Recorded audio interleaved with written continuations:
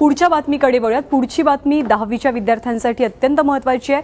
देर आहे दुरुस्त आहे असंच काहीचं 11वी ऑनलाईन ॲडमिशन्सच्या बाबतीत म्हणावं लागेल, कारण काल रात्री 1 वाजता ऑनलाईन लिस्ट जारी झालेली आहे प्रवेशाची।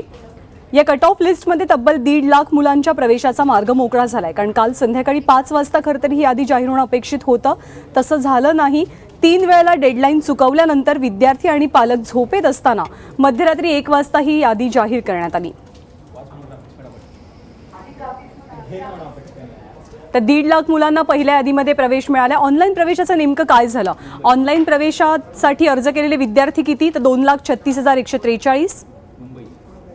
ही मुंबईची आकडेवारी आपण पाहतोय आणि पहिल्या यादीमध्ये 1,56,507 विद्यार्थ्यांचं ॲडमिशन कन्फर्म झालेलं आहे। पहिल्या पसंतीचं महाविद्यालय मिळालेले विद्यार्थी 53,803, तर दुसऱ्या पसंतीचं महाविद्यालय मिळालेल्या विद्यार्थ्यांची संख्या 25,950 इतकी आहे।